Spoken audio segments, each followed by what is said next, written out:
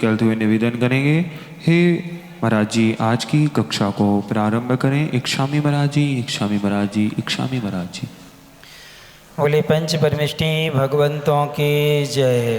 देवाहि देव 1008 मूलनायक श्री शंभवनाथ भगवान की जय। देवाहि देव 1008 से मुनि सुब्रतनाथ भगवान की जय। 24 तीर्थंकर भगवंतों की जय। परमे पूज्य शांति श्रोमणी आचार्य भगवान गुरुवर श्री विद्यासागर जी महाराज की जय। परमे पूज्य नवाचार्य समय सागर जी महाराज की जय। परमे पूज्य मुनिवर 108 अजित सागर जी महाराज की जय। परमे पूज्य मुनिषि निराक्ष सागर जी महाराज की जय। 2.5 दिन में 3 कम 9 करोड़ महामुनिराजों की जय। इलक श्री 105 विवेकानंद सागर जी महाराज जी की जय। का अवसर करेंगे सभी लोग।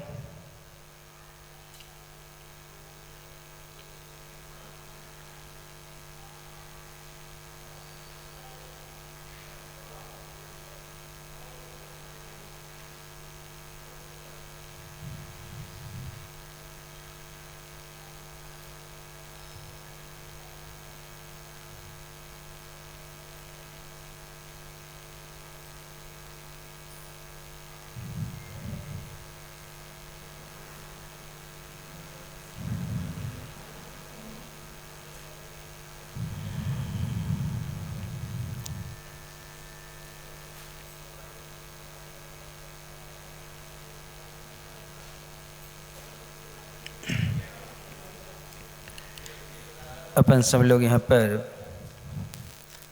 महावीराष्टक स्तोत्र में भगवान महावीर स्वामी की स्तुति कर रहे हैं। स्तुति जो होते हैं वो 18 दोषों से रहित होते हैं और जो स्तोता यानी स्तुति करने वाला होता है उसमें 7 गुण होना अनिवार्य है। अर्थात श्रद्धा हो, विनय हो, विवेक हो, क्षमा हो, अलुब्धता हो। तो ये जो है इन गुणों से सहित जो यदि स्तोता स्तुति करने वाला है तब कहीं उसको स्तुति का क्या मिलता है, फल मिलता है। और स्तुति जो है वह छंदबद्ध रचना और आचरण से तो वह शुद्ध है ही, उच्चारण भी शुद्ध होना चाहिए। अर्थात हम जो शब्द बोल रहे हैं उसका अर्थ भी आना चाहिए। अर्थात शब्दाचार और अर्थाचार ये 2 सहित उभयाचार 3 अंगों से सहित जब हम स्तुति करते हैं तब कहीं हमें स्तुति का क्या मिलता है, फल मिलता है। अर्थात स्तोता जो है स्तुति अपनी स्तुति की करता है तो वहाँ पर कहा है भय, आशा, स्नेह और लोभ, इन 4 कारणों से क्या होना चाहिए, रहित तो होना चाहिए। यदि हमने भय से स्तुति की है तो हमारी श्रद्धा स्तुति के प्रति नहीं है, क्योंकि भय वहाँ होता है जहाँ दोष होते हैं और जो 18 दोषों से रहित हैं, वीतराग हैं, सर्वज्ञ हैं, हितोपदेशी हैं, उनसे कभी अनिष्ट होता नहीं है। फिर उनसे क्यों डरना। फिर इसके बाद में आशा, उन्होंने संसार की सारी वस्तुओं को छोड़ा है। 4 घातिया कर्मों का नाश हो जाने से वह है परमादर शरीर वाले होने से यहाँ की कोई भी वस्तु का स्पर्श नहीं करते हैं। केवल ज्ञान अवस्था में सिंहासन पर भी बैठते हैं तो सिंहासन से भी क्या होते हैं, ऊपर होते हैं, अर्थात उसका भी स्पर्श नहीं करते हैं। अब उनसे क्या मिलेगा हमें, उनसे पुण्य मिलने की संभावना तो है, बाकी कोई भी वस्तु मिलने वाली नहीं है।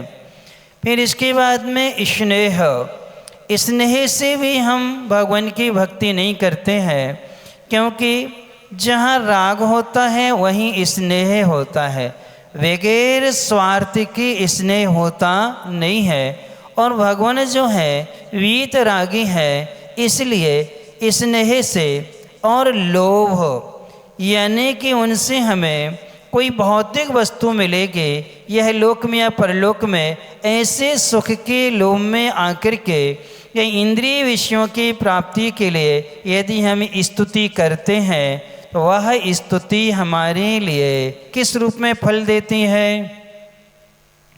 किस रूप में फल देती है?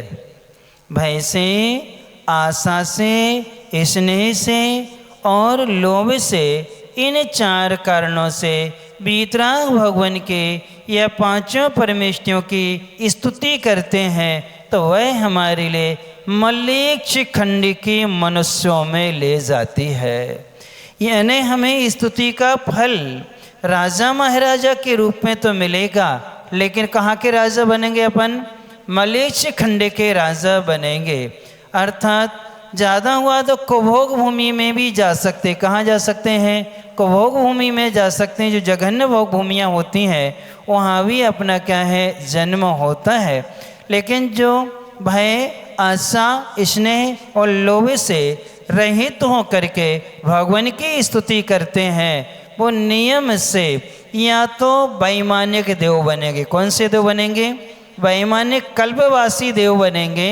अर्थात पहले स्वर्ग सूर्य स्वर्ग में जन्म होगा, भवनवासियों में, व्यंतरों और जोशियों में भी उनका जन्म नहीं होगा। यदि मनुष्य में हुआ जन्म तो आर्य खंड के राजा महाराजा बनेंगे। कहाँ के बनेंगे? आर्य खंड के राजा महाराजा बनेंगे। आर्य खंड के श्रावक श्रेष्ठी बनेंगे। अर्थात बड़े धनाढ़, धनवान, धर्मात्मा क्या है, सेठ आदि की क्या उनको प्राप्ति होती है। इसीलिए अब आप लोग जो स्तुति करते हो, भय से करते हो, आशा से, स्नेह से, लोभ से, इन 4 कारणों में से कौन से कारण से करते हो? आप लोगों की आशा और स्नेह से। किससे? आशा और स्नेह से। एक बार 96 की बात है, एक पंडित जी आते थे हमारे पास में, जैनी थे और अच्छे विद्वान थे, उनसे चर्चा होती थी। लेकिन वो पंडित जी त्यागी नहीं थे। क्या नहीं थे? पंडित जी तो थे लेकिन क्या नहीं थे? त्यागी नहीं थे। उनका रात्रि का पानी, दूध आदि का त्याग नहीं था, अनाज मात का त्याग किए हुए थे। क्या किए थे? अनाज मात का त्याग किए थे। और जहाँ भी जाते थे उनकी आजीविका श्रावकों पर निर्भर थी। किस पर थी? श्रावकों पर निर्भर थी। तो उस पंडित जी से हमने ऐसी चर्चा करी, हनी पंडित जी इतना तुम धर्म करते हो, धर्म के साथ साथ में तुम ये क्या करते हो, पाप भी कर लेते हो। तो उन्होंने एक दोहा सुनाया, वो तलवाला बालों पर फिट बैठता है आप लोगों पर, जो उनने सुनाया था। उन्हें क्या कहा? नरक ना चला जाऊं, क्या? नरक ना चला जाऊं इसलिए पूजा जाप करता हूँ। क्या? नरक ना चला जाऊं इसलिए पूजा जाप करता हूँ। प्रभु आप जैसा ना बन जाऊं इसलिए पाप करता हूँ। क्या करता हूँ? हे भगवान भाई आप जैसा ना बन जाऊं इसलिए क्या करता हूँ? तो आप लोगों की स्तुति काहे चल रही है? भगवान जैसा बनने के लिए, इसलिए तो त्याग नहीं कर रहे, छोड़ नहीं रहे कि भगवान आप जैसा ना बन जाऊं इसलिए मैं क्या करता हूँ? पाप करता हूँ। तो ये जो दशा होती है ये हमें मलेच्छ खंडों के राजा महाराजा बना देगी।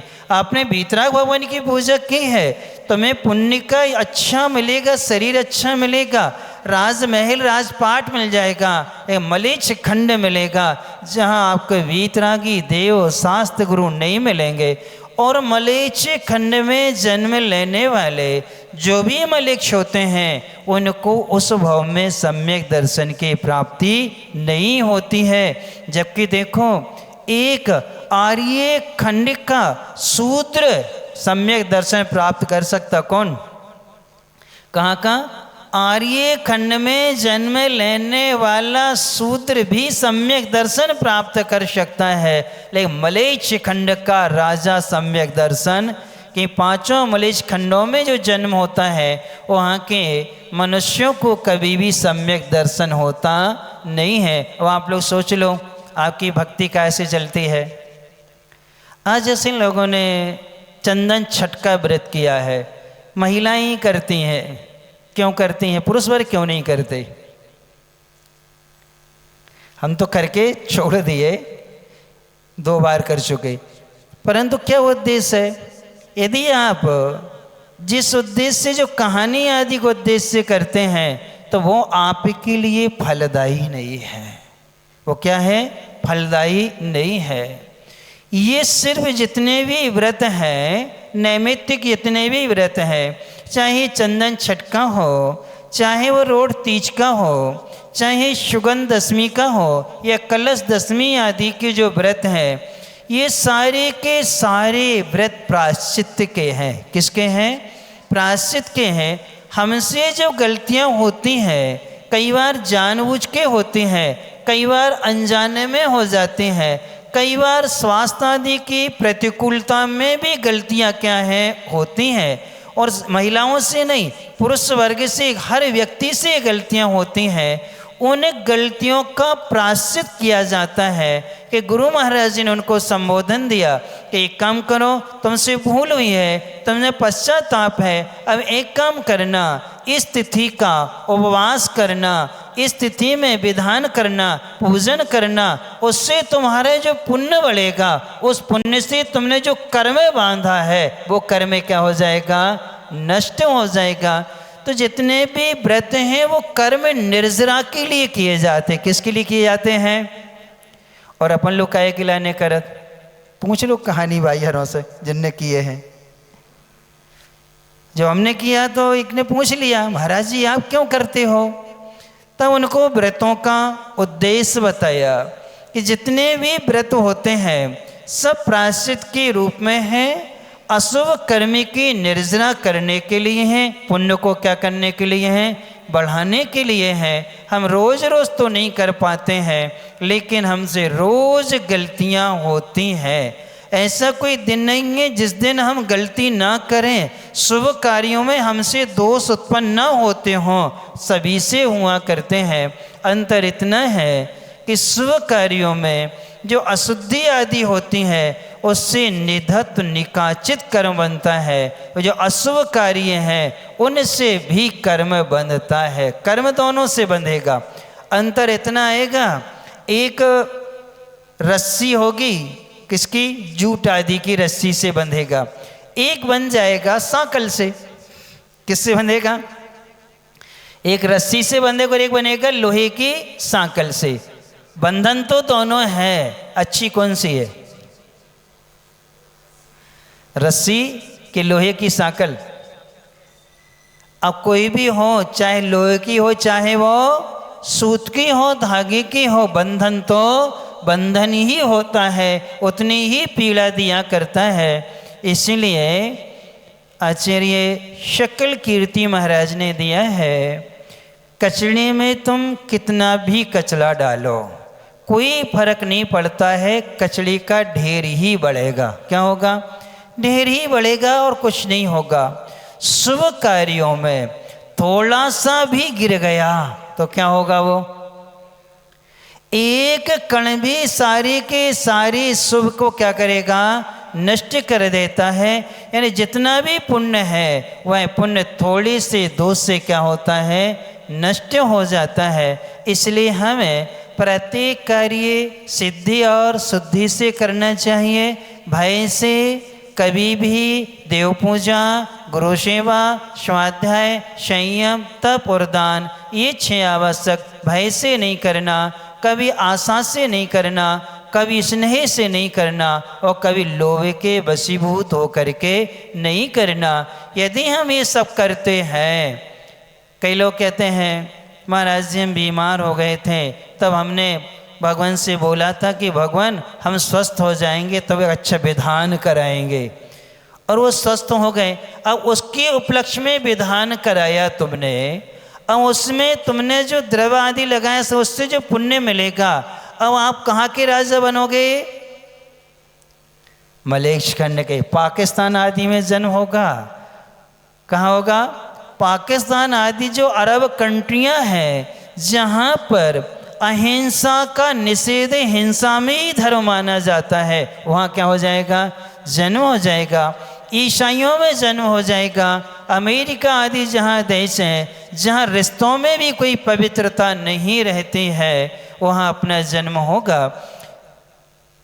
आगम में पूछा था कि महाराज जी मलेच्छ खंडों की क्या पहचान है? तो उन्होंने कहा मलेच्छ खंड की तिल्य परिणति में 3 चीज़ों पर विश्वास नहीं होता। किस पर? सबसे पहले वहाँ की स्त्रियां विश्वास के योग्य नहीं होती, एक। दूसरा है वहाँ की जो भी विभूति है वह विश्वास के योग्य नहीं होती है। ये वहाँ का जो वैभव है, धन पैसा रुपए आदि है, वह कभी भी विश्वास के योग्य नहीं है। तीसरा, वहाँ की प्रकृति कभी भी विश्वास के योग्य नहीं होती है।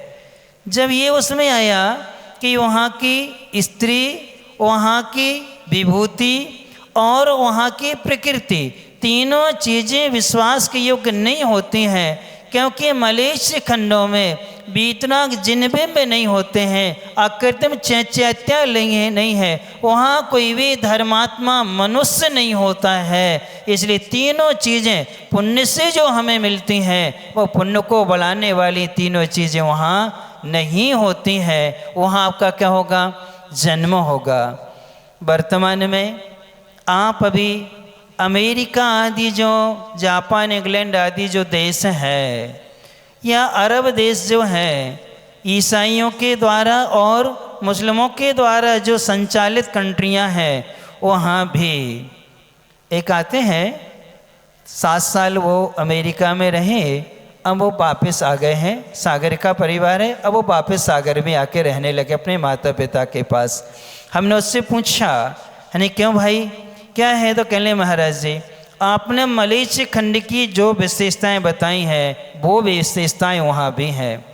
वहाँ की पत्नी का भरोसा नहीं है, कब डाइवोर्स का मैसेज आ जाए। किस पर? मोबाइल पर। सुबह आपके साथ शाम को ऑफिस गई है, लौट के रात में आ जाओ, कोई जरूर नहीं है, वो दूसरे के साथ में चली जाएगी, तुम्हें मैसेज कर देगी। क्या हो गया हमारा? फिर वहाँ की नौकरी का कोई भरोसा नहीं है। कहाँ की? विदेश की कोई नौकरी का कोई भरोसा नहीं, कब छूट जाए, कब आपकी संपत्ति कौन छीन ले, कोई भरोसा नहीं है। और वहाँ की प्रकृति, मौसम का भी कोई भरोसा नहीं है। सिर्फ कहने लगे भारत में तीनों चीज़ें विश्वसनीय मिलती हैं। तो हमने क्यों मिलती हैं? ये आर्य खंड है, आर्य खंड में तीनों चीज़ों में क्या होती है? पवित्रता हुआ करती है। इसलिए अब आप स्तुति किससे करोगे, कैसे करोगे? तो उसके लिए यहाँ पर आचार्य महाराज दे रहे हैं कि स्तुति हमें कैसे करना चाहिए, स्तोता कैसा होना चाहिए। तो यहाँ 7 गुण होना चाहिए। श्रद्धा हो, विनय हो, विवेक हो। फिर इसके बाद में आपको संतोष नाम का गुण हो, आप में लोभ ना हो, आप में क्या हो? क्षमा का भाव हो, आप में ईर्षा का भाव ना हो, और फिर आपके लिए द्वेष का भाव भी ना हो। यानी इतने चीज़ों से रहित तो हो करके जब हम भगवान की भक्ति करते हैं तब कहीं हमें स्तुति का क्या मिलता है? फल मिलता है। वो यहाँ दे रहे हैं, यदर्चा भावेनो प्रमुदितो मना दर दुर्इह क्षणादासीत स्वर्गी गुण गण समृद्ध सुख निधि लभन्ते सद्भक्तः शिवे सुख समाजं किमु तदा यदर्चा भावेन प्रमुदिते मना दरे दुरिह क्षणादासी स्वर्गी गुण गण समृद्धा सुख निधि लभन्ते सद्भक्तः शिव सुख समाजं किमु तदा महावीर स्वामी नयन पतिगामी भवतु मे।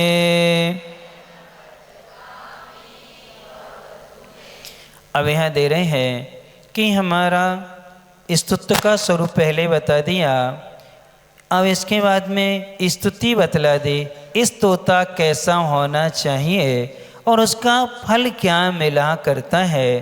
तो यहाँ सबसे पहले दे रहे हैं यत यानी जिनकी, अर्चा यानी पूजा, अर्चा कर क्या होता है, पूजन हुआ करता है।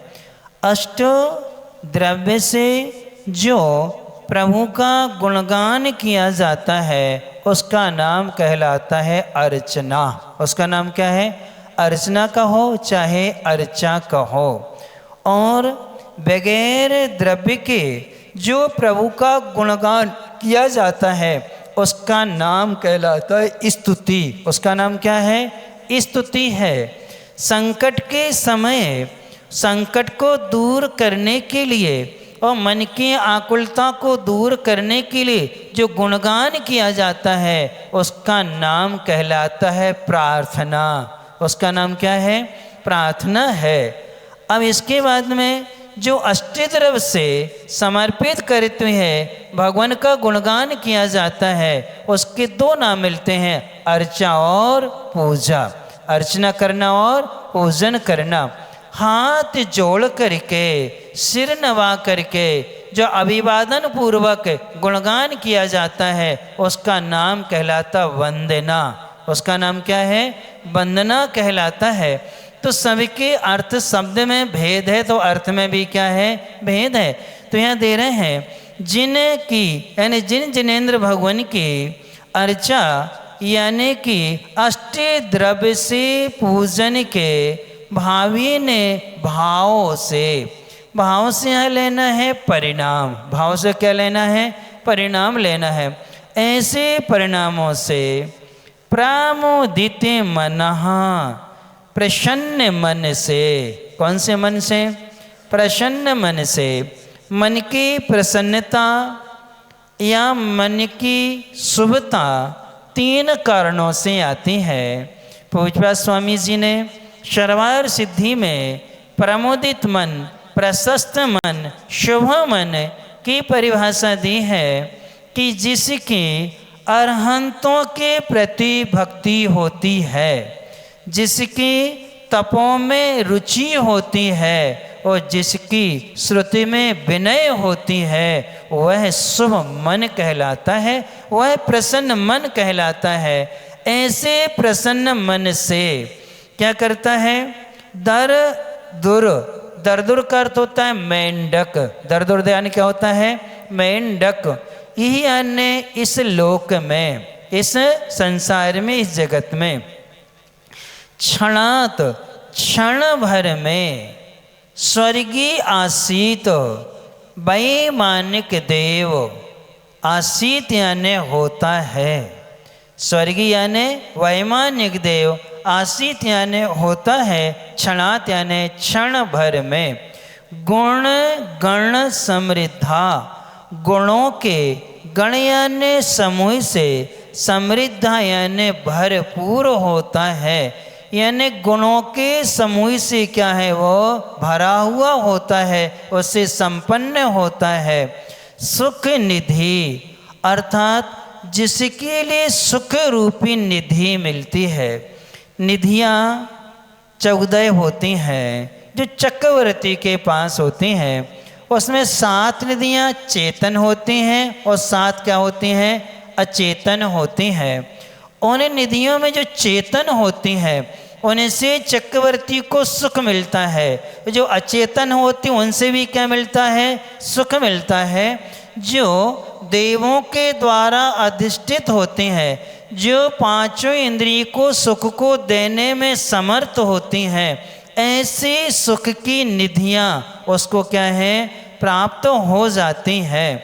और फिर इसके बाद में लभन्ते प्राप्त करते हैं सदैव भक्तः समीचीन भक्त, सम्यक दर्शन से सहित जो भक्त हैं वो शिव सुख मोक्ष सुख के समाजम यानी समूहिक को अनंत मोक्ष के सुख को तदा तब किमु आश्चर्य है। क्यों यानी आश्चर्य है। पूरे छंद का अर्थ हो जाएगा, इस जगत में मात्र पूजा के भावों से प्रसन्न चित्त वाला मेंढक क्षण भर में स्वर्ग में आसीन हो गया था, वैमानिक देव हो गया था। वहाँ वह गुणों के समूह से समृद्ध था और सुख की जिसके पास में क्या थी, निधि थी।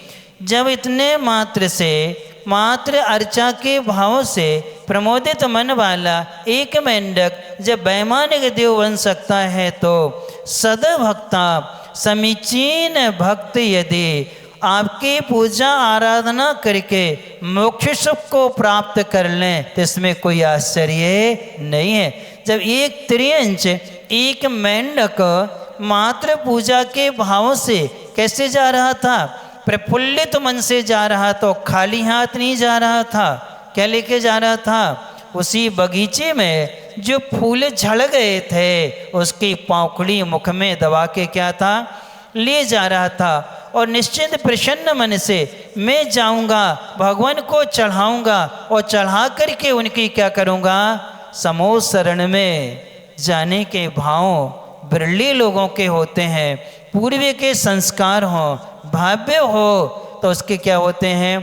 क्योंकि ये नंदीवर्धन नाम का सेठ था जिसका पूजन करने के साथ साथ में सामायिक का नियम था। और सामायिक उस समय घड़ी देख के नहीं की जाती थी। उस समय मुट्ठी बांध लेते थे, बाल बांध लेते थे, कपड़े बांध लेते थे, या फिर प्रकृति का कोई चीज़ देख ली, जब तक ये रहेगी तब तक हम ध्यान करेंगे और जब तक ये नहीं है उसी समय हम ध्यान खोलेंगे। तो उन्होंने नियम कर लिया, जब तक ये दीपक जलता रहेगा तब तक हम क्या करेंगे, सामायिक करेंगे। ये उन्होंने क्या कर लिया, संकल्प करके सामायिक को बैठ गए। उनकी जो धर्म पत्नी थी वे तलवाड़ा की थी। वे क्या की थी, तलवाड़ा की थी।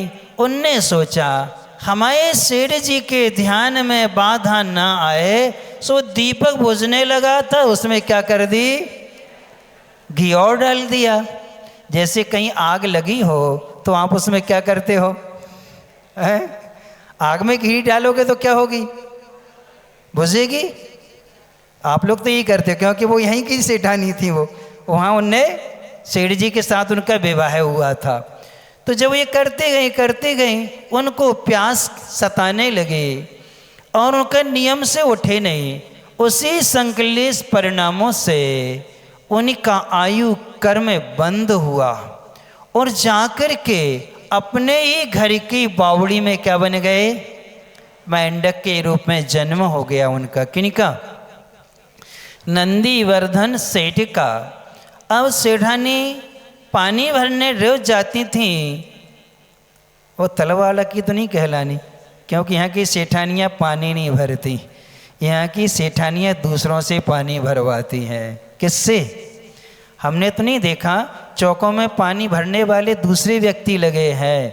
और सोचो चक्रवर्ती की पटरानी स्वयं कुएं का पानी छान के लेके जाती है और उसका भोजन रसोइया बनाते हैं। एक मुनि महाराज का आहार उनकी रानियां स्वयं मिलके बनाती हैं, क्योंकि मुनि के आहार में दासी दास नहीं आते हैं। इसलिए अब ये तो कहना पड़ेगा सेठानी तलवाड़ा की, क्योंकि यहाँ की तो सबको देखा, हमने रोज़ देखा। हम कई बार बोले क्यों भाई, महाराज उनके चौका में पानी देने गए थे, आज उनके चौके में पानी देने गए थे। मतलब यहाँ से भर करके ले जाने में भी क्या लगती है, शर्म लगती है। अब पुरुष वर्ग भी ऐसे ही है, यहाँ के पुरुष वर्ग भी पानी नहीं भरते भगवान के अभिषेक के लिए। किसके लिए? उसके लिए भी व्यवस्था बना रखी। किसकी? वो पानी भर दे, गरम कर दे, द्रव धो के थाली लगा दे, तब हम पूजन करते हैं, है ना। हमने कभी नहीं देखा कि समाज का कोई व्यक्ति आया हो, सुबह से उठ के अच्छे से पानी भर के वहाँ गर्म करता हो, द्रव धो ले, इतना सोच ले कि चलो हम इतना करके इतने सारे लोग करेंगे, उसका पुण्य मुझे मिलेगा। क्या मिलेगा? इस भाव से नहीं करते। लेकिन किसको लगा रखा है अपन ने? तो पुजारी को लगा रखा है। क्यों? आप लोग भोग भूमि वाले हो ना। मन भोग भूमि में ये है कि वहाँ पूजन ही नहीं होती। भोग भूमि में भगवान नहीं है। कल वृक्ष से तुम सब मांग सकते हो, सब दशांग भोग मिल जाएंगे। आप उससे कहो कि प्रतिमा दे दो, जिन प्रतिमा, तो देने वाला नहीं है। वहाँ जो गीत वाद्य वाले जो क्या होते हैं, वृक्ष होते हैं, उनसे आप कहो कि अच्छे अच्छे भजन सुना दो, स्थितियाँ सुना दो, तो नहीं सुनाएगा वो। लेकिन राग बढ़ाने वाले गीत वाद्य वो क्या है, वहाँ मिल जाते हैं। इसलिए अपने लिए ध्यान करना है कि वहाँ मेंढक जो है कुएं में जन्म लिया, सेठानी पानी भरने जाती थी और जैसे पानी भरते के बाल्टी में लेके निकालती थी, वो बाल्टी में आ जाता था और आकर के सेठानी के ऊपर उछलता था। उनके बार बार पल्लू पर क्या है, वो आ जाता था और सेठानी उसको झटकार देती थी और कुएं में क्या कर देती थी, पटक देती थी। अब देखो अपने पति को कहाँ का पटक रही हैं, वे कुएं में क्या कर रही हैं, पटक रही हैं। अब एक बार क्या हुआ, भगवान महावीर स्वामी जी का समोसन आया राजगृह में विपुलाचल पर्वत पर। जिनने राजगृह की वंदना की हो, तो दूसरे पहाड़ के पास में जहाँ स्वर्ण गुफा है, उस गुफा के रोड के उस साइड में अंदर अभी भी वो बावड़ी विद्यमान है, जहाँ पर ये मेंढक था, जहाँ पर सेठानी पानी भरती थी, उछलता था। और जैसे उनको केवल ज्ञान हुआ, भगवान महावीर स्वामी को केवल ज्ञान का अतिशय ये होता है कि चारों ऋतुओं के, 6 ही ऋतुओं के फल फूल एक साथ में क्या हैं, आ जाते हैं और भूमि निष्कंटक हो जाती है और हल्की हल्की सुगंधित पवन वायु आदि का है बहने लगती है। जब उसने ये नैमित्तिक चिन्ह देखे, देख कर के उसको याद आ गया, अरे ये तो ग्रंथ में आया था। जब किसी को केवल ज्ञान होता है तो ये 10-14 क्या होते हैं, अतिशय होते हैं। अर्थात भगवान को क्या हुआ है, केवल ज्ञान हुआ है। सेठानी पानी भरने गई, उछल के ऊपर आ गया, उनने बहुत कोशिश की, पानी में नहीं गया, वो बगीचे में चला गया। कौन? अब उसने देखा कि सारी ऋतुओं के फूल एक साथ हैं, फल एक साथ आ गए हैं। जो फूल नीचे गिर गए थे, उसने एक पंखुड़ी अपने मुख में दबाई और दबा करके मैं जाऊंगा, भगवान के चरणों में चढ़ाऊंगा और वहाँ बैठ करके धर्म श्रवण करूंगा। ऐसे मंगल भावों से जा रहा था। यहाँ शरणिक को मालूम चला कि केवल ज्ञान हुआ है, तो शरणिक जी हाथी पर बैठ के गए, जैसे तुम लोग गाड़ी पे बैठ के आते हो। राजा हो क्या? ये बताओ, गाड़ी में अहिंसा धर्म का पालन होता है क्या? ईर्ष्या समिति का पालन होता है क्या? 4 हाथ जमीन देख कर के यहाँ पर आते हैं कि मेरे द्वारा किसी जीवी की प्रार्थना ना हो जाए, इसलिए बगैर जूते चप्पल के उपनय आते हैं जमीन को क्या करते हुए, देखते हुए। आपने शायद जीवंधर कुमार के विषय में सुना होगा। राजकुमार थे, कौन थे, राजकुमार थे। मंदिर के लिए आ रहे थे, जिनालय आ रहे थे, हाथ में द्रव्य थी, देखते देखते जा रहे थे। रास्ते में एक कुत्ता मरणासन अवस्था में था, कराह रहा था। जैसे उसने कराहे सुने और उन्होंने द्रव्य को एक सही रखा, उसके पास गए, उसको सहलाया और सहला करके संबोधन दिया, नमोकार मंत्र सुनाते रहे। कौन? और जब उसका क्या हुआ, मरण हो गया। किसका? मरण करके वह स्वर्ग में क्या बना, देव बना। कौन? अब आप लोग गाड़ी में जब आओगे फोर व्हीलर में बैठ करके, कौन देखेगा कितने मेंढक, कितने चींटे आदि, कितने सारे चींटी आदि हैं, कितने सारे केंचुआ आदि हैं, यानी कितने सारे जीवों की प्रार्थना हो जाती है। और अपन तो सीधे क्या किया, यह तो महिलाओं को भी देखा, सब स्कूटी से आती है ना, सब किससे आती हैं। तो क्या हम जिनालय, इतने पास में जिनालय है। हम तो घर में थे, एक मंदिर तो बिल्कुल पास में ही था, लेकिन जिस मंदिर में हम पूजन करने जाते थे 1 किलोमीटर था, और डेली जाते थे 1 किलोमीटर जाना, 1 किलोमीटर क्या करना, आना। और वहाँ जाके सबसे पहले हमारा काम था, हम पानी भरते थे और पानी भर के गर्म करेंगे, द्रव धोएंगे और द्रव धो करके 5 थालियाँ लगा देंगे और अभिषेक का जल आदि पूरी तैयारी कर लेते थे। अर्थात इसमें हमें इतना अच्छा लगता था कि देखो आज हमने ये व्यवस्था की है, इससे आकर के 10, 20, 50 लोग जितने लोग पूजन करेंगे उस सबका पुण्य किसे मिलेगा, हमको स्वयं को मिला करता है। इसलिए ये प्रसन्न मन कहलाता है। कैसे प्रसन्न मन से, जब वो मेंढक जा रहा था, शरण्य जी के हाथी के पैर से कुचल के मर गया, मरा, क्षण भर नहीं लगा और वह तीसरे स्वर्ग का देव बना, वैमानिक देव बना। कौन सा बना? वैमानिक देव बना। और उसने अपने अवधि ज्ञान को लगाया तत्काल कि मैं देव कैसे बना, उसको अपना पूर्व याद आ गया। तत्काल उसने वहाँ से रत्न लिए और रत्न ले करके सीधा समौसरण में आ गया और भगवान की क्या की, उसने आराधना की। उसके मुकुट में मेंढक का चिन्ह था। शरण्यक जी बाद में पहुँचे और जब पहुँचे तो वो इनको देख रहा था घूर घूर करके। कौन? कौन देख रहा था? वो देव। और जैसे शरण्य की दृष्टि गई, उनने पूछ लिया कि भगवान मैंने बहुत से देव देखे हैं, इस देव के मुकुट में मेंढक का चिन्ह क्यों है और ये मुझे बहुत देर से टक क्यों देख रहा है, क्या कारण है? तो भगवान की वाणी में आया, ये पूजा के भाव से कहाँ आ रहा था? समौसरण में आ रहा था। ये तुम्हारे हाथी के पैर से क्या हुआ, ये तो तुमसे पहले क्या बन के आ गया? देव बन के आ गया। यदि वो साक्षात पहुंच जाता और पंखुड़ी चला करके भगवान की पूजन करता, वाणी सुनता, तो बाहर में स्वर्ग का देव बनता। कौन से स्वर्ग का? बाहर में स्वर्ग का देव बनता। वहाँ से आएगा, मनुष्य बनेगा, मुनि बन के कहाँ चला जाएगा? मोक्ष चला जाएगा। ये पूर्व के संस्कार होते हैं। ऐसे प्रफुल्लित मन से जब एक मेंढक क्षण भर में क्या हो सकता है?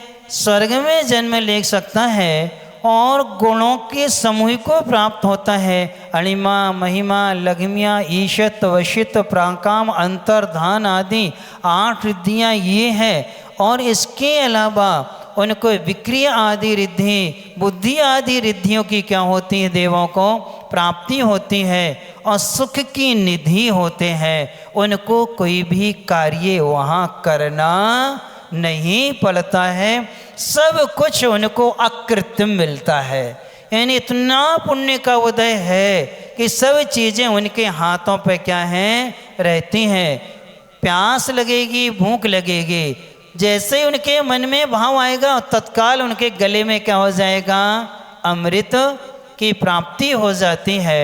वहाँ पर मौसम न अनुकूल न प्रतिकूल, क्योंकि वहाँ पर अपने यहाँ जैसी दलदल आदि कुछ भी नहीं होती है। वहाँ पर उन देवों का वैकृक शरीर होता है, 7 धातु से रहित होता है, कुधातु आदि नहीं होते हैं, इसलिए वो क्या है, सुख की निधि को प्राप्त होते हैं। यदि कोई समीचीन भक्त सम्यक दर्शन से सहित वह आशा स्नेह लोभ से रहित हो करके, कोई अच्छा भक्त जो है श्रद्धा भक्ति विनय विवेक ईर्षा आदि से रहित, लोभ आदि से रहित हो करके संतोष आदि के साथ में भगवान की पूजन गुणगान करता है, तो यदि वह मोक्ष को प्राप्त कर ले तो इसमें कोई आश्चर्य की बात नहीं है, क्योंकि मनुष्य रत्नत्रय को धारण कर सकता है। किसको धारण कर सकता है?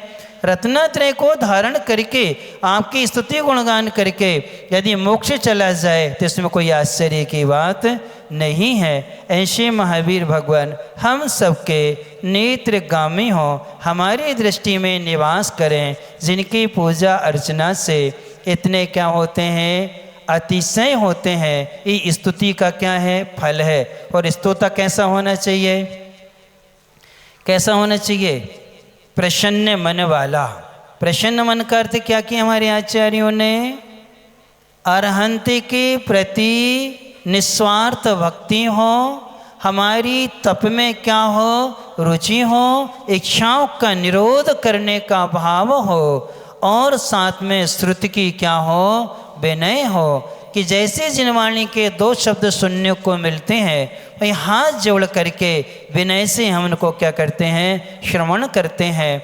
ऐसा भय आशा स्नेह लोभ से रहित हो करके इसके कई उदाहरण दिए हैं कि किसान जब अपनी फसल को बोता है तो वह बीज को प्राप्त करने के लिए, किसके लिए? अनाज को प्राप्त करने के लिए ही क्या करता है, वो फसल को क्या करता है, लगाता है, उसका संरक्षण आदि करता है।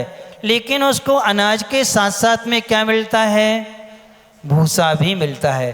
तो भूसा के लिए खेती करता है कि अनाज के लिए करता है, वो किसके लिए करता है? तो ऐसे उन्होंने कहा है कि हे भगवान, हम आपके पूजन अर्चना करेंगे, उससे हमारे अशुभ कर्म की निर्जरा होगी, हमें पुण्य का लाभ होगा, हमें क्या है, रत्नत्रय की निधि तो मिलेगी मिलेगी, और भूसा के समान ये संसार का सुख तो अपने आप मिल जाएगा। लेकिन अपन किसके लिए कर रहे हैं, काय के लिए करते? भूसा के लिए। और कई लोग 16 कारण करते, काय के लाने करते, उनसे पूछते हैं क्यों कर रहे भैया, क्या बताओ उद्देश्य क्या है तुम्हारा? और 10 उपवास करते हैं, किस लिए कर रहे हैं, उद्देश्य क्या है? जो कुछ नहीं महाराज जी, कर लेते हैं, और बाद में हमेशा उत्सव मिलता है, बहुत सम्मान मिलता है, आदर मिलता है, यानी हमारी क्या होती है, प्रतिष्ठा होती है। तो ख्याति लाभ पूजा के लिए जितने भी व्रत उपवास हैं वो सब तुम्हें मलेच्छ खंडों में ले जाएंगे। कहाँ के राजा महाराजा बनोगे, वहाँ पर आपको कुछ भी मिलने वाला नहीं है। इसलिए इनसे रहित होकर के भगवान की आराधना करेंगे। अब अपन चलते हैं कहानी की ओर।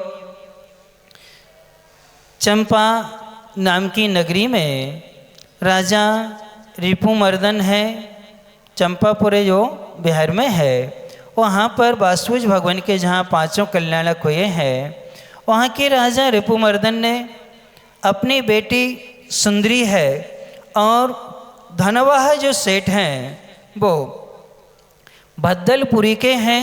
भद्दलपुरी का मतलब होता है विदिशा, जो मध्य प्रदेश में क्या है, विदिशा है, जहाँ पर 6 भाइयों का पालन हुआ है। किनके 6 भाई? देवकी के 6 पुत्रों का पालन कहाँ हुआ है?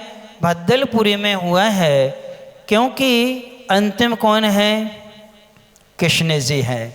उनके 6 भाई पहले हुए थे, उन सबका जन्म कहाँ हुआ है? वहाँ हुआ था मथुरा में, लेकिन कंस के डर से उनको कहाँ भेज देते थे उग्रसेन? पार करके सीधे भद्दलपुरी में सुभद्र सेठ ने उनका पालन किया था। तो वहाँ के ये धनवाह सेठ हैं, और धनवाह सेठ ने विचार किया है अपना बेटा अमर है। जब सभा समाप्त हुई और वहाँ गुरु का सम्मान किया, गुरु का सम्मान करते हुए अमर के लिए राजा ने रत्नों से जड़ित अच्छी एक तलवार दे दी। किसको? अमर के लिए ये तलवार दी। उसका जो मित्र था, जिसने उत्तर दिया था, जो गुरुकुल में नहीं पढ़ा था, वही नगर का था, उसके लिए भी राजा जी ने क्या दी? एक छोटी तलवार पकड़ा, इसे कटार कहते हैं, उसको वो दे दे। और फिर अपनी बेटी का भी सम्मान उन्होंने किया, और अपनी बेटी का सम्मान करते हुए अपनी बिटिया के लिए उन्होंने एक माला पकड़ाई रत्नों की। 108 मोती जिसमें थे, 108 दाने वाली अच्छी रत्न की क्या पकड़ा दी? माला पकड़ा दी। और सबका यथायोग सम्मान करके चले गए। पुरोहित जी से चर्चा हुई।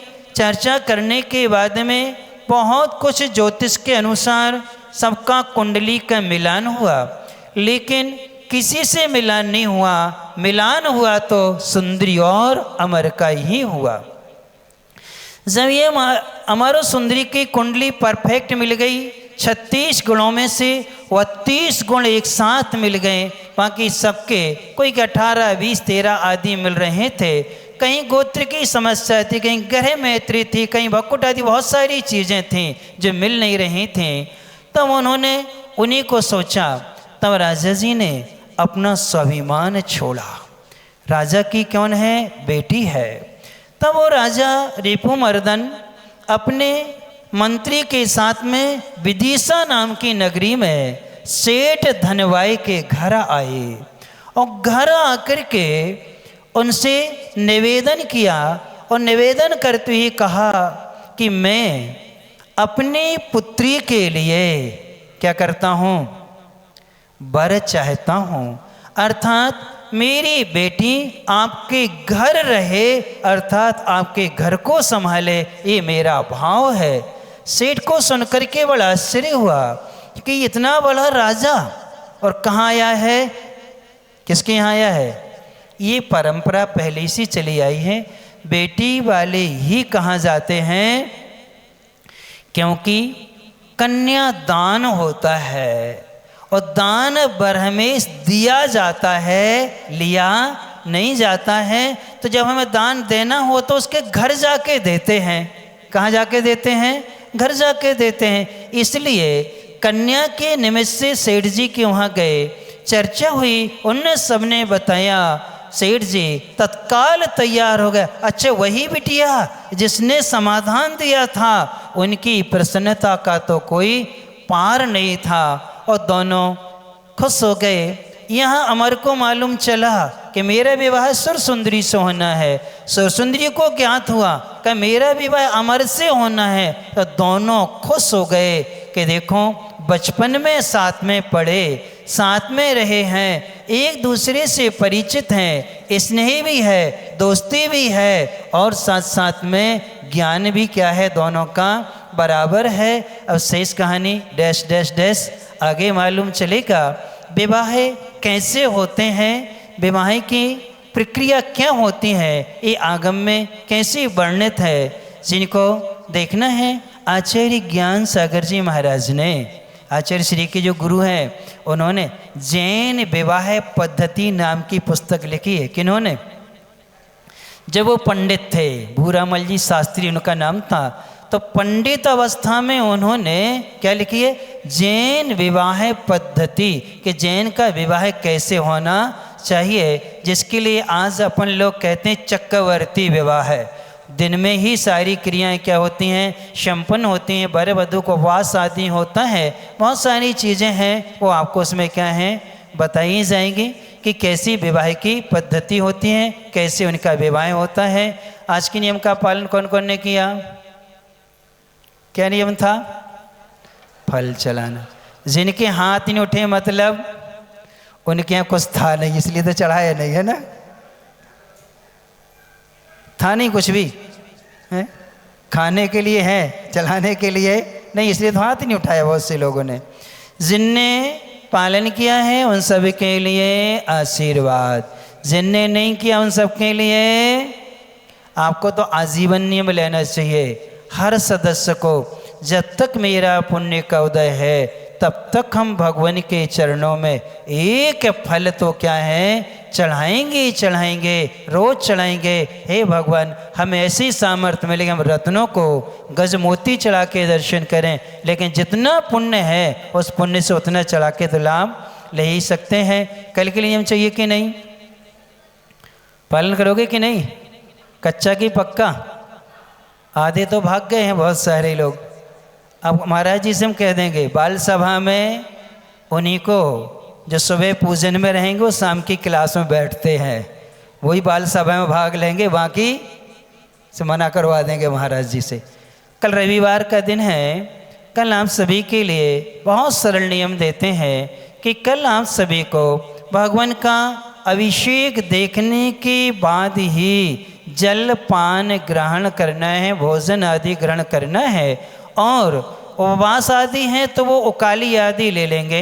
बाकी लोगों को मुनि महाराज के आहार देखने के बाद ही क्या करना है, आहार पानी ग्रहण करना है। और जिनकी शक्ति सामर्थ्य है तो दे कर के भी क्या कर सकते हैं, पुण्य कमा सकते हैं। देखोगे तो देखने का पुण्य मिलेगा और दोगे तो देने का पुण्य भी मिला करता है। आदि पुराण पढ़ लेना, मालूम चल जाएगा। देखने का फल देखने के रूप में फलित होता है, देने के रूप में फलित नहीं होता। का अवसर करें, भगवान से प्रार्थना करें कल के नियम का पालन हो जाए। ओम।